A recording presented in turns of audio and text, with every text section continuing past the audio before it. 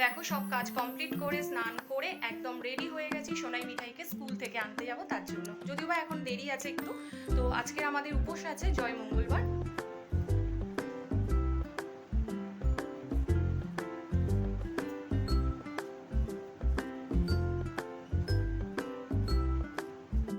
বরাবরই শুনে এসেছি মা লক্ষ্মীর নাকি রান্নাঘর থেকে প্রবেশ ঘটে, তাই রান্নাঘরটাকে সবসময় পরিষ্কার পরিচ্ছন্ন রাখা প্রয়োজন। রাতে কিন্তু একবার রান্নাঘর আমার পরিষ্কার করা হয়ে গেছে, আর এখন যেহেতু সোনাই মিঠাইয়ের স্কুলের টিফিন বানাতে হয়েছে তাই আরও একবার পরিষ্কার করে নিলাম। আমার সাথে সাথে কিচেনটাও সারাদিন প্রচুর পরিশ্রম করে, তাই আমার দায়িত্ব এই ছোট্ট কিচেনটাকে সুন্দর করে পরিপাটি করে রাখার। আমার দেখো ডিপ ক্লিনের কাজ কিন্তু শুরু করে দিয়েছি, আর এখন সুন্দর সুন্দর গান শুনছি, মনটা খুব ভালো লাগছে। আর দেখো কাজও আমার কিন্তু অনেকটাই হয়ে এসেছে।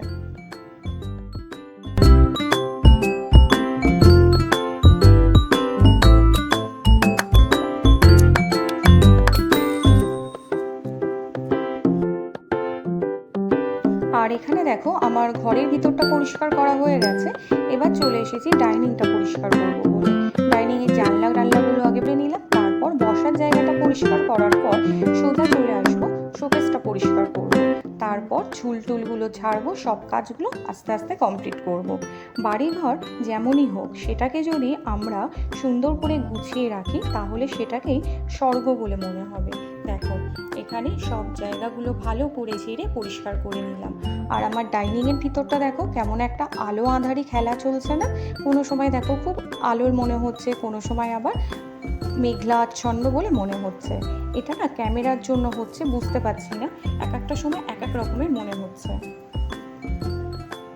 এবার দেখো শোকেসের ভিতরটা পরিষ্কার করতে বসে গেছে। আর এই ফটোটা দেখো আমার আর আমার হাজব্যান্ডের ফটো, এটা আমার ছেলের অন্নপ্রাশনের দিন আমরা তুলেছিলাম। আর এটা হচ্ছে আমার ছেলের অন্নপ্রাশনের ছবি। মুখটা দেখো কি দুষ্টু টাইপের দেখতে না? দেখলেই হাসি লাগে। দেখো পায়েস খাইয়েছিল, গালে খুব ভালো করে লক্ষ্য করলে বুঝতে পারবে পায়েসটা আবার গাল দিয়ে টুকিয়ে পড়ছে। তো এগুলো দেখলে খুব ওদের ছোটোবেলার কথাগুলো মনে পড়ে আর খুব ভালো লাগে জানো তো। আর এখানে দেখো আমার মেয়ের ছোটোবেলার ছবি, এটাও ওর 1 বছরের জন্মদিনের। আর পাশে কিন্তু আমার ছেলে রয়েছে। তো দেখো এইভাবেই কিন্তু আমি শোকেসটা সুন্দর করে গুছিয়ে নিয়েছি। জানি না কতক্ষণ গোছানো থাকবে, তবে এবার খুব স্ট্রিক্টলি বলে দেবো এর ভিতর থেকে কিচ্ছু বার করা যাবে না। তো দেখো সুন্দর করে গুছিয়ে নিলাম।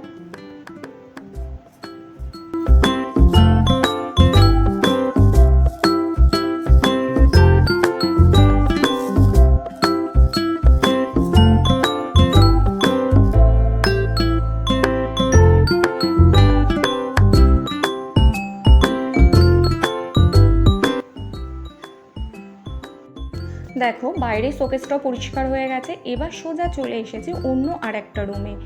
এইগুলো কিন্তু আমি রেগুলার বিশেষেই পরিষ্কার করি, তবে ওপর করি যাতে ধুলোগুলো না পড়ে। আর আজকে যেটা করলাম সেটা প্রত্যেকটা ঘর, ডাইনিং পুরো ডিপ ক্লিনিং, এবং রান্নাঘরও ঠিক তাই।